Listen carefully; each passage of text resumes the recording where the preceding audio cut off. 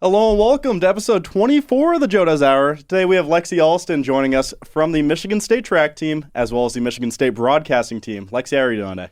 I'm doing really good. I'm just, happy to be here. It's a pleasure. Yeah, we're happy to have you on the podcast. Last episode was episode 23 with Rayvon Foley. Michael Jordan was referenced a little bit in that. You're going to be the Kobe Bryant of the show. Should be pretty good. I'm honored to be Kobe Bryant.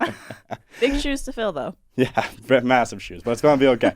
Going to be a fun show. We're going to hop right into this. Lexy, I want to ask you a little bit. You transferred here after playing soccer at Eastern Michigan for a little bit. Can you lead us into the mindset in that transfer process? Yeah, transferring is a really scary thing. So it took me a long time to come to terms with it. I couldn't decide if that was really what I wanted to do. Is the grass going to be greener? It's just you never really know how it's going to end up. But I'm thankful that I ended up doing that because Michigan State is such a great school to be at. It's very different from Eastern Michigan.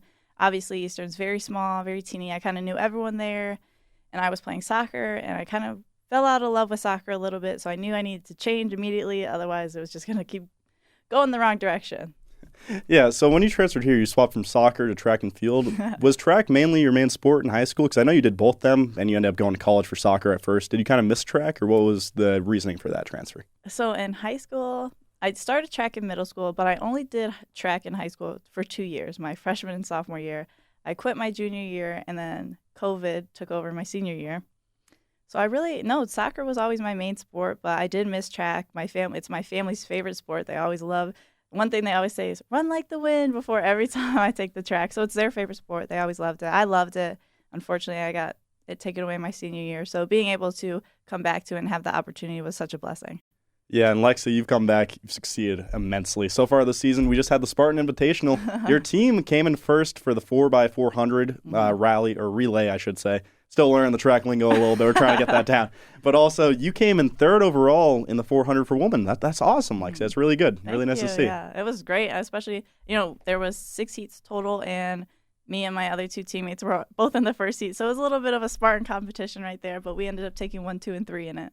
Yeah, that's awesome. You love to see it when it's especially a home meet. When the home team can do that good, it's just awesome overall. Yeah. So cool to see. One thing I wanted to ask you about a little bit, though. During that transfer, you didn't just switch from soccer over to track. You kind of switched from, I believe it was around sports medicine, that type of stuff, to more of journalism and broadcasting. Can you explain that kind of transfer over? So I was in exercise science. I thought, maybe I want to be a physical therapist one day. But what comes with that is you have to know biology and a bunch of other science classes that I took and realized I am terrible at it. And that was not the path for me. But one thing I did always like is, public speaking and talking. I did this little class in high school. It was called Steel News Live. So we would do the morning announcements and I loved it. So I was like, why don't I look for a career in that? But I didn't really know what direction to take with that. And I asked my coach about, do you know anybody who's into this stuff? She referred to me to LA, actually, one of our professors. I met up with her. She kind of showed me the ropes, and I fell in love again immediately. Yeah, so that coach is the one who pushed you in the right direction, you'd say? She actually reached out to LA and said, I have this student athlete who's looking to get into broadcast journalism. Would you be willing to show her around? And then I texted LA. I said, hey, my coach just reached out to you. And she was like, yeah, come into our studio one day. And I did the next day, actually. Yeah, I think one thing that is just massive between athletes going to broadcasting is you guys know what it's like to live a rigorous schedule. It's not something where you're going to go to broadcast and you're going to take days off. It's going to be just like training for a sport. You're going to be there every day, working your hardest. It's a seamless transfer. It is. A lot to be owed to LA and that coach, obviously, for sure. For sure. One thing that came with the broadcasting, you just came back from Madison Square Garden. You were here there at the Sweet 16 for Michigan State versus Kansas State. What was that experience like for you? Okay, well, Madison Square Garden is it is the world's most popular arena. And just being able to be there, some people in their whole careers would never get that experience. And I got to do it through, Spartan Sports Report, which is just beyond amazing. I'm just so blessed to have that opportunity and to do it. Rooting on our Michigan State boys basketball team, that was just an incredible experience. When I tell you, it was I was just on a high cloud 9 the whole time I was down there. Could you imagine what you at Eastern Michigan, I should say, would think of you now, seeing what you're doing every day? I don't think she could even picture this. Yeah, I don't think so either. Being in Madison Square Garden, the center hub of sports, the New York Knicks play there. One of the most historic franchises ever. And I got that little spot on the sideline. Thanks to a Tennessee, somebody had a table spot down there, and they were for Tennessee, which was the next game. And he was like, I'm not going to use this chair. Would you like it? Yeah. Wow, yeah, Tennessee helped out the rivals. If we won and they won, we would have been playing the next round. I know. Wow. No, that's really cool. That's actually really sweet to see. So I wanted to ask, what did you see kind of as the difference between the Madison Square Garden environment and the Ohio Stadium environment when it was the round of 32? Actually, I was a little bit surprised because down in the round of 32, I felt like it was a very big, like, Spartan base, very big, like, fan base down there. It was very home feeling. It was constantly MSU, MSU. But then we went to, Madison Square Garden, which is a little further. There wasn't as many people, and the other team just kind of took over the crowd. It was just, yeah. So it was a little different. Yeah, I think for Nationwide Stadium, I drove down there myself. It's like a 5-hour drive from here. It's not that bad. So the green traveled awesome. Half the crowd was green while I was there. And that was during FAU, FDU. That one was packed with green, too. Everyone's chanting FAU, and they're all just wearing green. It was great to see. Yeah. So one thing, I want to get into this a little bit, Lexy. When you switch sports as massive as, it's college soccer, going into track, what were some of the things that you kind of noticed you had to change your mindset on? Like, because when you go from one massive sport to another massive sport, it's not a seamless transfer every time. What were the big differences between the two? Well, for one, soccer is a team sport. You kind of rely on 10, 11 other people at one time, versus track is more of an individual sport. You can't really put blame on anybody else but yourself if you succeed or don't succeed. And I think track is much more mentally hard, while soccer is physically hard.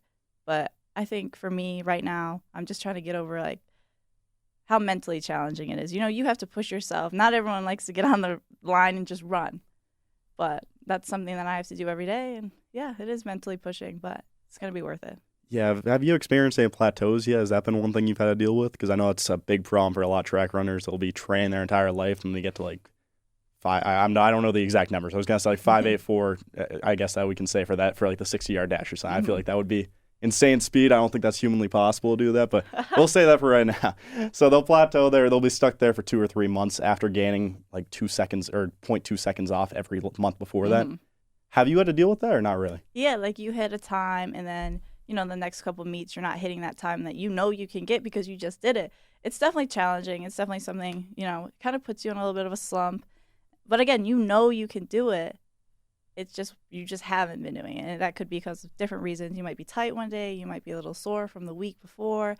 Just a bunch of different factors. But again, that's why I think track is such a mentally tough sport. That a lot of people, you see a lot of people quit, like, through the years. But one thing about that, too, is when it's so mentally rigorous and you have to constantly try getting out of that rut that you're stuck in when you're plateaued. This is not the best analogy, but it works when you think about it. A lot of times in broadcasting, there will be certain days where you don't come in feeling 100%. You're not at the same level that you were the day prior. And it's tough to get through those. Sometimes you're thinking, like, why can't I just get back that energy I had yesterday? Why am I stuck like I am now? I think that's a great way to get over it, just acting like it's a plateau in track, where you can just say, I know I'm going to get better. There's going to be some time where it seems like I'm stalling out, but one day I'm going to get the opportunity. I'm going to take advantage of it. I think it's kind of reflective of each other. Yeah, I think broadcast journalism and track, for me, individually, I think they go hand in hand, because in a way, when I go and I do play-by-play or I do sidelines, one thing I always have to do is just keep going. No matter what happens, just keep going. It's not going to be perfect every time, but eventually you're going to get to a point and you're going to be proud of yourself. And I think that kind of transfers over into my life when I go to track, Yeah. No, once you have a body of work to look back on, I feel like it makes it so much easier to know you're actually successful. And it's tough when you're looking at just a blank slate and saying, I could do that. I could be pretty good there. When you're looking back at, I sidelined this game versus Western Michigan. I announced this game versus Northwestern, something like that. You have concrete examples of what you're successful in. Just like when you run the 400, you know what time you can run. You know you've been successful. You came in third at this meet. Right. That's massive. That's a huge accomplishment. Thank you. Yeah, anytime, Lexy. But moving on a little bit, I wanted to ask, when you came here, as you mentioned, it went from team to independent. It went from going on a team in soccer to being independent in track. You went from being kind of a team, a lot more people around you at Eastern Michigan, to being alone here at first at MSU. Had to find your own way in the broadcasting world, had to do all that type of stuff. How would you say that independence has affected your life so far? I think I've grown up massively since I transferred. When I was at Eastern Michigan, my parents would come visit me, and then they would leave. And when I tell you, I would start bawling every time they would leave. I never wanted them to leave. Or when I was at Eastern Michigan, it was 2 hours away from my home. I'd go home almost any opportunity I could get. But since being at Michigan State, I really haven't gone home. They'll come visit me. I don't cry like I used to. So I just think I've grown as a person and as an individual, and I'm okay, being by myself and taking the steps it needs to take, Yeah, it's tough not having that safety net at first, Yeah. right? It's scary. Like It is scary. I'm from Massachusetts. I'm pretty sure I told you that before. When I first came here, I was terrified. The entire first semester, I was saying, I'm going to transfer back home. I miss everything back home. When you go back home, you realize it's not the utopia you think it is. For I feel like every college kid, when they're sitting in college, you're like, wow, back home is so wonderful. You're imagining it's like Disney World every day. Then you get back, and you're like, it's just another town. This is the exact same as last time I left. And obviously, it's tough not seeing your parents, but when you can give them calls, we all have cell phones, we all FaceTime. Right. It's massive now. It's like being there with them. It is. So I think it's just so huge when you have that safety net cut out from behind you. You really learn what you are as a person and how you can survive in the world. I totally agree with that. And I'm happy with how independent I've become. I feel pretty self-sufficient, and I'm proud of that. Yeah, it's such a nice feeling when you just do something by yourself, right? I'd never before coming here, I went and got dinner by myself or gone to the movies by myself. I did that here like multiple times. And it's fine. Yeah. Like, it feels great. Like, I love doing it. I'll go to the mall by myself, and people will be like, are you at the mall? Who are you with?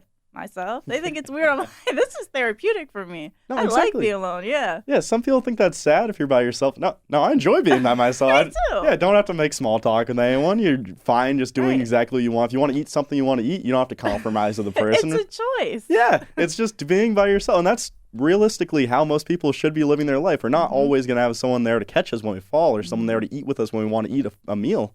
You got to be able to do that by yourself. What I wanted to ask is, when you came here, what do you think the biggest difference versus your expectation was? Because it is a massive D1 school, obviously. It's a huge place. What was something that you expected that wasn't reality when you came here? Or other way around, what was something you didn't really expect that kind of shocked you? That's a good question. I would say there's a couple different things. Like, obviously, this is the Big Ten. Competition is tremendously difficult here. It's the Big Ten. This is one of the best conferences ever, So I think going from a MAC school, talking about being a competitor, going from a MAC school to a Big Ten school, it's just 1,000 times more difficult. You're running with the big dogs now. So I think that was something that kind of threw me for a loop, and that's something you're definitely not always going to be the best, but you're not going to be the worst either. I think it's a little case of the big fish in small pond versus small fish in big pond thing. Where you're one of the best, everyone knows your name, everyone's celebrating you. Then you come out to the Big Ten, and you realize every kid here was the big fish in their small pond. Every kid. It's crazy. It's insane the level of competition that we have, and that's why this is the best conference to be in, though, because I imagine you can see yourself pushing yourself harder and harder each time. If you were better in the competition already, why would you push yourself? Exactly. What would be the purpose? Exactly. Same exact thing with this type of industry. If we were the only people doing this type of thing, would we ever really try, or would it just be bare bones? It'd be something that we did for 1 hour. Don't do any study beforehand. We'll figure it out on the spot. Who's going to replace us? There's no one else. But the fact is, this is one of the most competitive industries. You need to constantly be improving, or you're going to get eaten up. That's just how it goes. Exactly. I think that's how it is in the track world, too. For sure. Putting yourself around people who are competing for the same things as you, it is going to push you. And I agree, totally agree. It's the same for this industry. It's a dog-eat-dog world. It's very true. One thing I wanted to talk to you a little bit about, not really in the dog-eat-dog world, but kind of reminds me of it, about finding your own place in the world. You kind of took it upon yourself to go to the Big Ten Championship or Big Ten tournament this year. What was that experience like? Well, yeah, I obviously didn't, for the Big Ten tournament in particular, I obviously didn't get the chance to go through like any of the programs to go down there, but I knew I wanted to go down there regardless. It's in Chicago, if I can figure out a way to tour. I knew that Chicago obviously is the Big Ten network, that's their location. So I was like, if there's a chance I can get a tour down there, I'm going. So I was reaching out to, Professor LA. I was like, is there any chance that you could hook me up with somebody to talk to if I get down there? And she's like, yeah, are you sure you want to go down there? I'm always, one thing about me is if there's an opportunity to be taken, I'm going to take it. I'm always going to try to get my foot in the door. I'm always going to, no matter what the cost is, if it takes 11 hours to drive to New York, I'm going to do it. Just because I know it's so competitive that you need to take those opportunities. So that's why I did that. That's why I went to Chicago. You need to make sacrifices. Yes. You took that time out of your day, go to Chicago. You sent the emails. You didn't just rely on someone else to do it. That's why you're gonna be successful. Lexy, I'm just gonna say that now. I can tell already. When you put that much work in, so many people will need to get their hand pulled to every step of the way. They need to be told, yeah, we'll drive you to Chicago. And then, yeah, we'll get you into this event and have you talk to these people, ask these certain questions. You did that all by yourself. That's so much more growth that you're going to get from it than someone just holding your hand, leading you throughout it. Exactly. And I bought the ticket. I said, I'll buy the ticket. You just ask Mark Grant. Mark Grant was the director, lead director of the whole tournament. And she hooked me up with him, talked for a little bit between games. That alone made the whole trip worth it. Yeah, and I guarantee that guy was thinking in his mind, this girl took it out of her own time to come here. We didn't pay for her. We didn't have her get here through our means. They probably were so impressed when they met you throughout that. So I imagine he remembers that talk too a little bit. I hope. Yeah, hopefully. Hopefully it'll come through one day. But no, as you talked about the Chicago setup for the Big Ten Network, how was the Big Ten Network in your growth as a broadcaster? Because you've done sideline for them, you've done announcing for them. What has that been like for you? For the program? Yeah, the Big Ten Network, like the actual Big Ten Plus, where you've been doing like record sidelines for some games and stuff like that. That's been a huge learning process for me. Because, I mean, obviously, you do it in high school, but it's nothing like doing it on live. You know, you got all these people, my family watching the games, because I did it mostly for women's basketball. Obviously, my cousin's on the team, so my entire family is watching the game, and then they see my face pop up, and they're like, is that Lexy? It's just, you know, it is a lot of pressure, because you're always striving to be perfect, but I'm not going to be perfect. I stumble a little bit. I mince my words up a little bit, but it's definitely been a learning process, and I'm thankful for Matt McLaughlin and, you know, getting that opportunity. Yeah, Matt McCullough is just such a good guy. Yeah. But no, this is the time to make those mistakes, Lexy. Like, that is why you're supposed to be doing this now. Because now when you're in the professional field, you're going to have already learned from them. You can't learn from anything besides failure. Mm-hmm. If you have success all the time, you're not going to learn anything. Mm-hmm. You're going to stay at that level all the time. But if you have failure and you have to look at yourself and say, what do I need to do to get better? You're going to become a whole new person every time. It's such a beautiful thing about that. And one thing I've accepted about this field is that people are always going to, you know, nitpick you, and they're going to find something to critique you on, whether it's your looks, something, the way you said something, you slurred a word a little bit. They're always going to point it out. You just got to shake it off, ignore it. Yeah, there's sometimes where, like, you know, I could have just used an attaboy there, just a slap on the shoulder. So sometimes, yeah, you know, eventually it is the right thing for you that they're giving you critiques and giving you criticism because you're going to improve from it. Mm-hmm. But there are times when you can get in your own head and you're just like, dude, I'd put my entire effort into this. I would enjoy just a nice job this time. Right. But no, that's not how you improve, obviously. If someone's telling you that every time, it's not going to help you. Yeah. It's hard to accept that sometimes. So it's very easy to think constructive criticism isn't constructive and it's just trying to bring you down. But it is constructive. There's a reason for it. It's just tough to realize that sometimes. Mm-hmm. So next thing I want to talk about a little bit. When you're doing something where it's D1 athletics while doing this, how has that work-life balance been kind of? Because you're trying to get the D1 athletics, the broadcasting, and a social life into one life. What has that been like? Yeah, as you can imagine, my life is very, very busy. I've always been somebody who's big on time management. I like to fill my time. I don't like to sit around and watch TV. I don't like right now. I'm in 18 credits on top of those. You know, I'm working with the Big Ten U program. I got a lot going on all the time, but it's fine with me. I manage it. I'm not stressed. I love it. I love doing it all. Well, I think a lot of people don't realize that some people thrive when there's seemingly chaos to other people, but it's not really chaos. It's just you're staying busy all the time. Right, exactly. You're in the eye of the storm, some people would like to say, for a tornado, where it seems like from the outside that would be the worst point. Sometimes that's the most calm. That's the most relaxed point, where you're actually working constantly. You don't get a point where you get lazy. You don't ever get in the mindset where it's, I don't want to keep working. That's the best way to live. And I think on top of that, having relationships with your professors, and for me, my coach Yolanda Johnson, you know, they're amazing. I couldn't be more thankful for them because they're so understanding of, you know, the rigorous schedule I have, and they're willing to make, you know, adjustments for me because I know like on Monday I go into my lift early so I could go to my class at 5 p.m. It's just they're all very like understanding and willing to work with me, and I appreciate that. It's really nice when they can work with you like that too, because it's hard sometimes to realize that there are specific situations where someone needs help. So it's nice that they actually give you the certain criteria that you need to succeed in that field.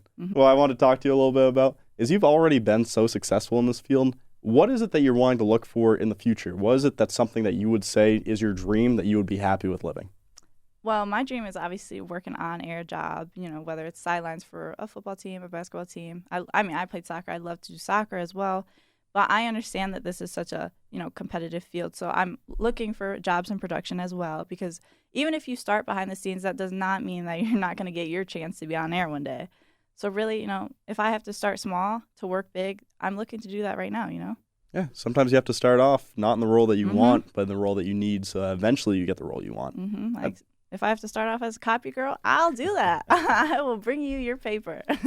I bet that people listening are really glad to hear that, Lexi, because sometimes there's just not openings in the exact job you want. You just need to work a lower job for, it can be 1 month, it can be 2 months, it can be a very short time frame, but you just need to get through that. And that will completely negate half of the candidates for the job because they don't want to put the time in. Exactly. Or like people, they're always looking, is this, like for right now, I'm searching for internships. I've got a couple things in line. And they're like, well, this is unpaid. I don't care if it's unpaid. If you give me an opportunity, I will be there, and I will be the best dang worker you have. I think a big thing with life now is a lot of people through social media, they see instant gratification all the time. Someone will get rich off of one video. I feel like we see all of them now, and people just post them everywhere. So a lot of people won't put in that time of putting their dues in. They want it to be instant, they want it to be right away, and they want it to be when they're young. And that's just not the reality most of the time. I think social media has made that such a big thing because people can just post a TikTok and get a couple bucks from a TikTok and become, that's their way of making money now. They just post something on social media. For me, that's never been something I ever wanted to do. I need to go work my 9 to 5. It's such a unique mindset to see now. I'm actually, it shouldn't be something that's shocking me to hear that, but nowadays you go into a classroom of like 5th graders, you talk to them, what do you guys want to do? Yeah. You got to hear YouTuber, you got to hear influencer. You're not going to hear I want to work a 9 to 5. Yeah. That's so unique to see, like, that's cool. No, that's really cool. Yeah, both my parents worked super hard, so for them, I look up, they're my role models. I want to, follow in their footsteps and work equally as hard. Would you say they're a big part of why you put so much time and effort into everything you do? Oh, definitely, because they're both very, they're kind of, they're kind of hard-headed. They show tough love for sure. It kind of pushed me always, you can do more, you can do more, you can do more. But again, I think that played a big role into who I am today because I'm always looking what could be my next move. So I do think they played a huge role in that. Well, I think them telling you that you can do more, you can obviously do more. Yeah. That's a lot better than them saying, oh, relax. Yeah, you're good here. Why do more? They just want to push me because they know my potential. Yeah, they know what you're capable of. And they are the 2 people who have seen you since you were a baby. They know what you can do in life. And I'd love to see that they're in your corner because having your parents' support makes everything so much easier. Exactly. I wouldn't be doing any of this stuff if my parents didn't support it. I would be constantly terrified about doing it. I don't want to disappoint my parents. That's not how life goes. So it's really nice that they're in your corner. So yeah. Who else has been in your corner so far throughout your journey? I would definitely say since I got here, my coach has been a huge, support system for me. She's always, because she's so much more than a coach. She's a friend. She's a support system. She's everything. If you need to talk, her office is always open. She's like, come talk to me. I really appreciate her, as well as my professors, because they've been so understanding. And after the recent incident on our campus, they took me out to dinner. They made sure I was okay. It's great. Everyone at Michigan State is just this campus has been such a big. It's a community. Here is a really community.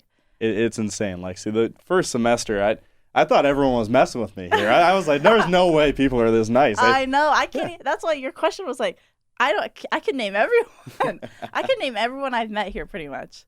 No, it's insane. I don't think I've told him this. I might as well tell you before I tell him. He'll learn one day. But Yusuf, he was the kid who made me realize these kids aren't messing with me. They're just nice people. I genuinely thought that every kid or every person who was nice to me at first had like some type of ulterior motive. They were trying to get ahead. They just want us all to succeed. There's no reason for that. So talking to him actually fully flipped my mind on that stuff. I was out. These are all my friends. These are like a new family. It's awesome. It's so nice because coming to a college, you never expect that. That was the last thing I would have get. I come from Boston. People aren't naturally nice to you in Boston. That's not how it goes. But here, people are just so sweet. It really makes it so much easier to feel at home here. No, I agree with you because you asked that question. So many people came to my mind. Obviously, my coach and professors being one of the biggest ones. But again, students, it is crazy how nice they are. Especially our one class, Spartan Sports Report. Everyone in there is so nice.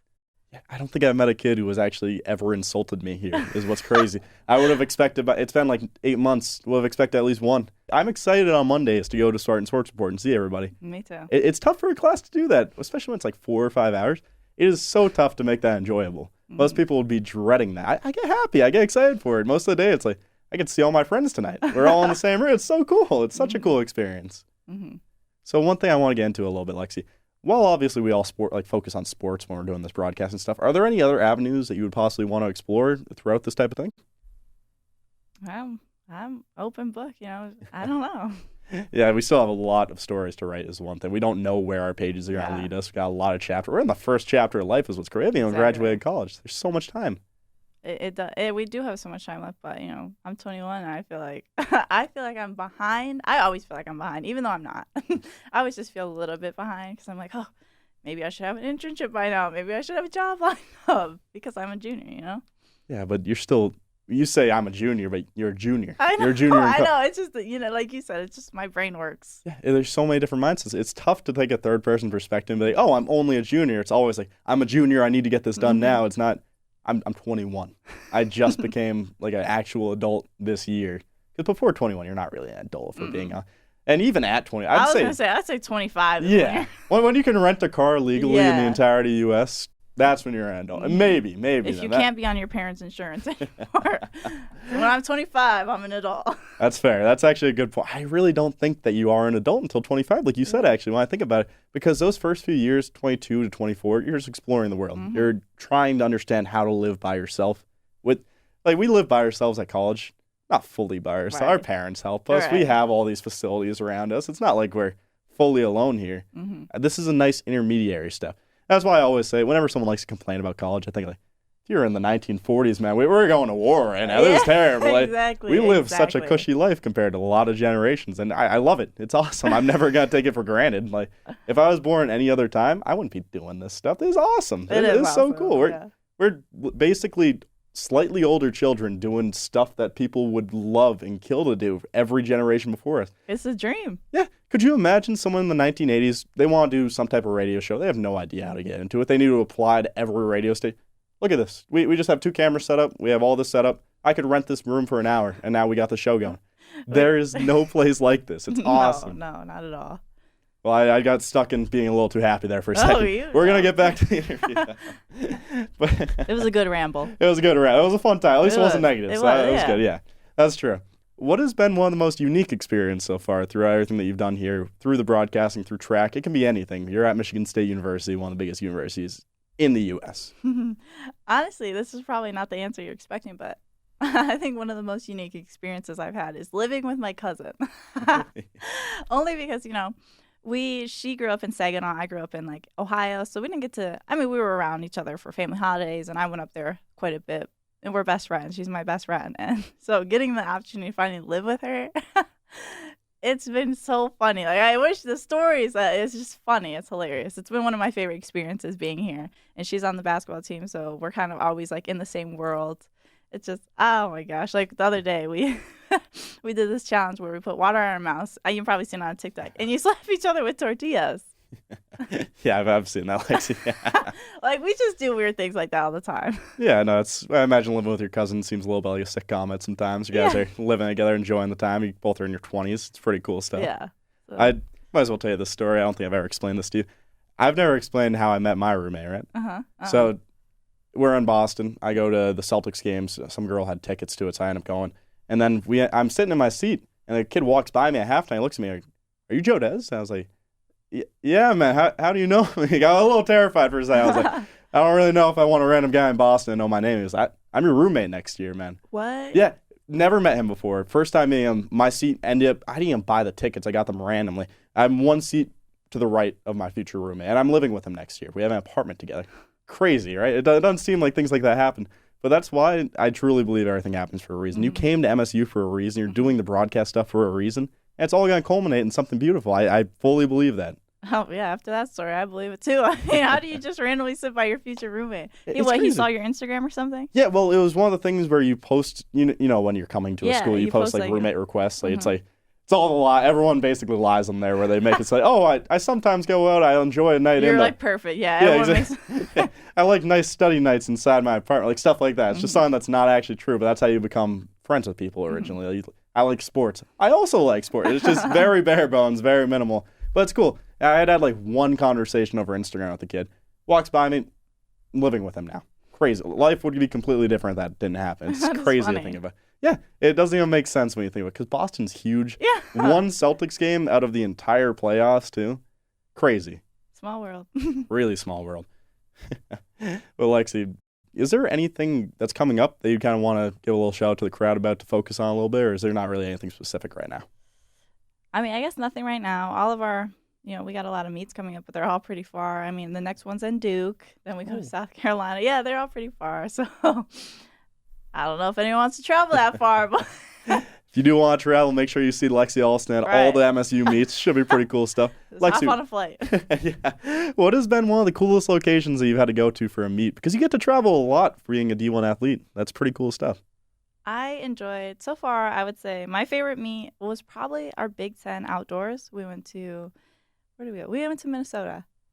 Oh. And it was I had never been there. It's kind of far, obviously. That's where the Big Ten women's Big Ten championship was as well. It was just fun. We were down there for like the whole week. We rode those little scooters around at night. It was just a great experience. And one thing I've also noticed between track and soccer is that you travel a lot further and a lot different places with track versus soccer. Since you're playing, your conference, you stay within your conference.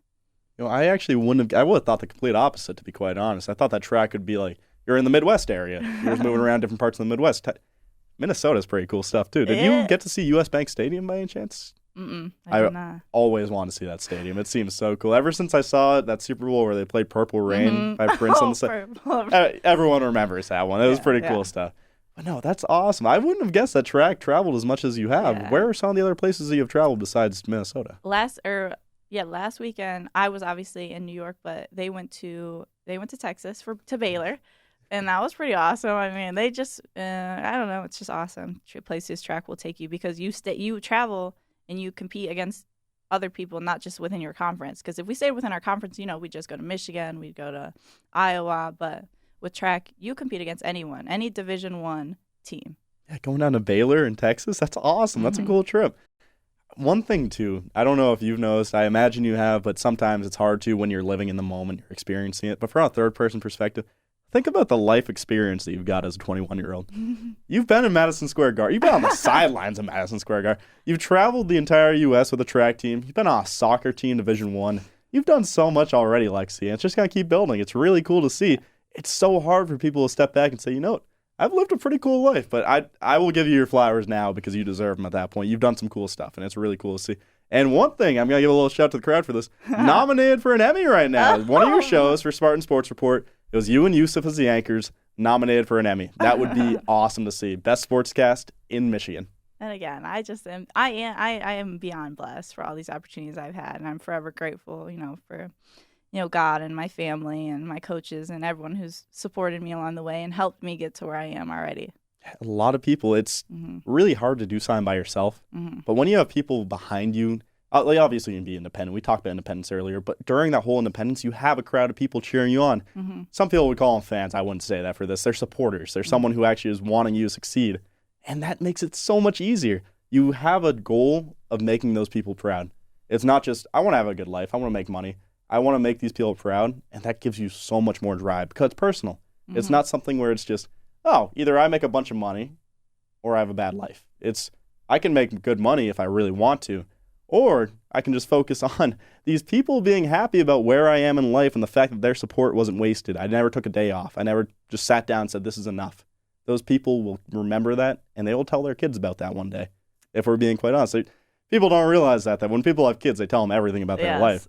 I guarantee that one day those people who are supporting you will say, Lexy Alston on TV, I was one of the original supporters. She knows my name, not to brag. I think, like you were saying, it takes an army, and I think a lot of people struggle putting their pride aside and just, asking for help. Or for me, I'll send you 3-4 emails. I'll be that person. I will keep pushing. I'll keep texting. I'll keep reaching out. I'm not afraid to ask for assistance. Yeah, one thing I've noticed while talking to Lexy is you don't really get embarrassed either. You're not embarrassed to ask for help. You're not embarrassed to try something new. How would you say that no fear of failure, no fear of embarrassment has really affected your life? I think with track and with this particular broadcast journalism, it's going to come. So it's just become something I fully accepted. I embrace failure, and I embrace embarrassing myself because it helps you grow. I don't mind looking silly for a few seconds if it means I learned something from that. Yeah, life would be pretty boring if we were all perfect. Exactly. Everyone has seen blooper reels. It's one of the funniest type of videos for movies. Sometimes it's better than the actual movie. That's something that needs to happen. You need to fail for someone to be successful. I posted my blooper on Instagram the other day because I thought it was so funny. So I was like, it was down in That was in Columbus at the time. And I said, I totally forgot. I was speaking and I totally forgot what we were doing down there. It was hilarious. And I don't mind posting that because I'm not going to sugarcoat it. I'm not going to be perfect. I'll show you the real me. That's one thing people don't understand. Sometimes you have everything set up in your mind. You know exactly what you want to say. You've been preparing for weeks for this moment. Light turns on the camera. It's gone. It's completely gone. Completely. Stuck like a deer in headlights at that point sometimes. It's most terrifying feeling, to be quite honest, because you're trying to rope it back in. You're pulling it back in at the last second, hoping that it comes back.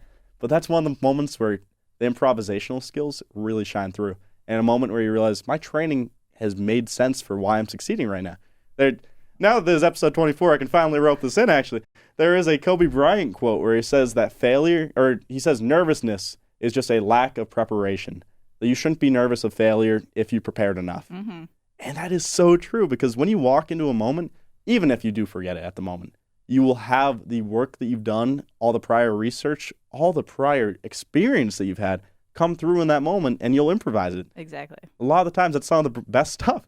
Everyone's seen in TV shows the improvised lines that they do. That's usually the best moments in most shows. Mm-hmm. I think everyone can point to at least one. I was going to point out. I have one. Okay, so my favorite improv moment ever in a movie is who plays the Grinch? It's not Will Ferrell. Jim Carrey. Jim Carrey. Okay, so Jim Carrey. There's the scene where he's getting ready to go down to the city, and he pulls like the towel from the table, and all the dishes kind of like they don't all fall off. So he goes back and he pushes all the dishes off. That was improv. It was the funniest. I love the Grinch, and it was one of the funniest scenes.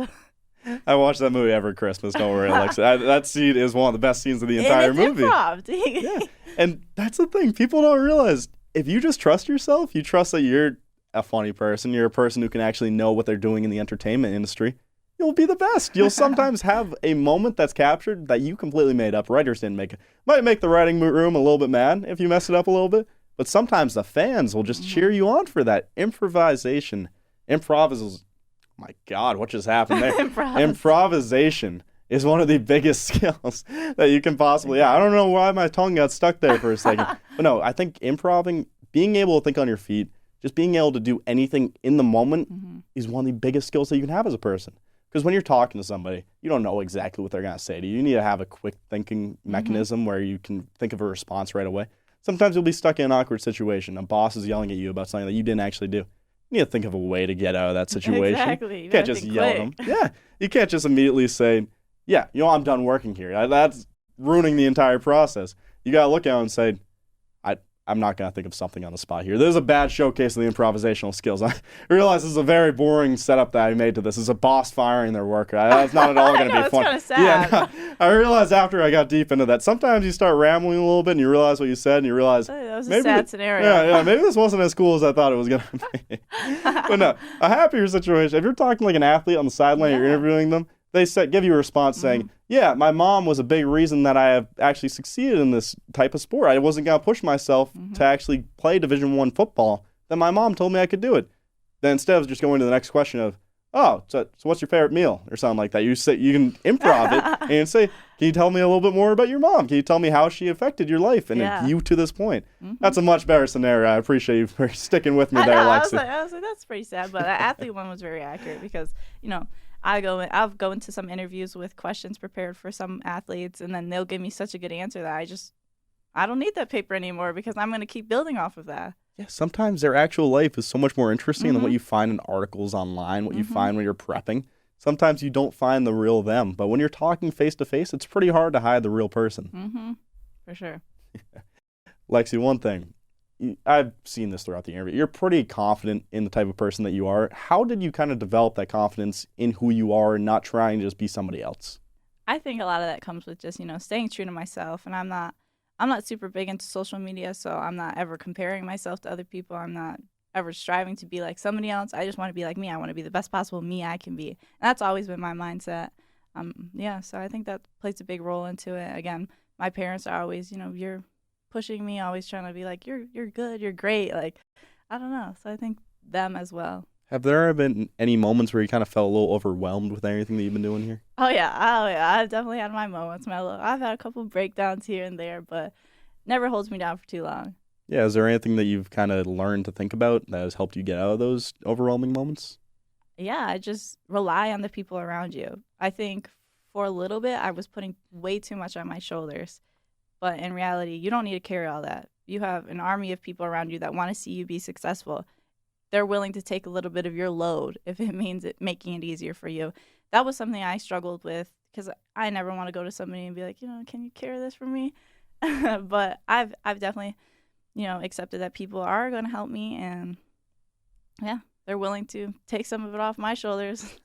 Some people think that asking for help is a shameful thing. It's not. Everyone needs help. There's nobody that succeeded in the world without at least a little bit of help. Mm-hmm. It's just impossible. It's not an embarrassing thing. So the reason I brought up the overwhelmingness is first semester I already told you there's points where I was getting overwhelmed almost every day. And then the thing that really changed my whole perspective on everything, I saw this quote online where at first it's going to sound a little nonsensical. At the end it's going to make sense, but horses can't talk. I'm just going to say that beforehand. Okay. So for this case of the story, it's a fictional horse that can talk. It's going to make a lot more sense now that I've given that backstory. Mm-hmm. So there's a boy and a horse stuck in the woods, covered by darkness. They're in just a little opening, trees all around them.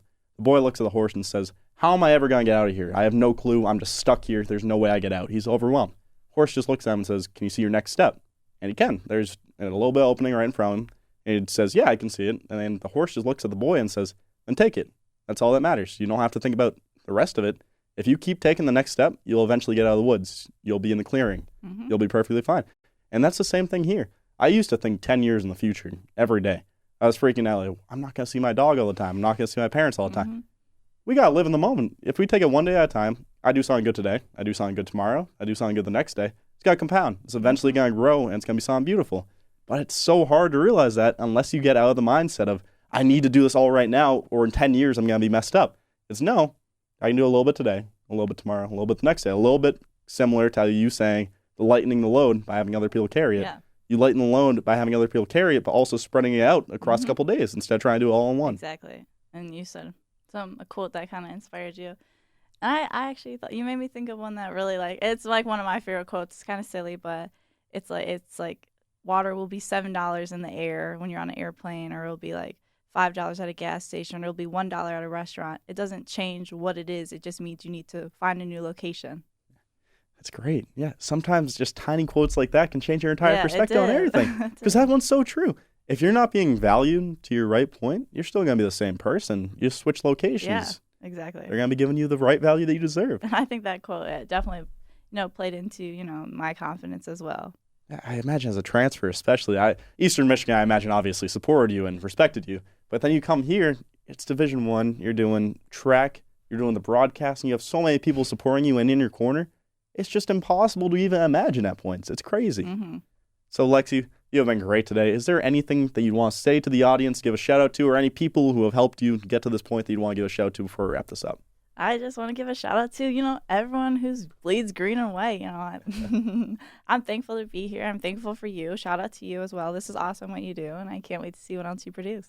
Thank you, Lexy. This was episode 24 of the Joe Does Hour. We're officially back. We had Lexy Alston coming in from the Michigan State track and field team, as well as the broadcasting team. I am Joseph Verns, a.k.a. Joe Des, signing off, and I'll see you in episode 25.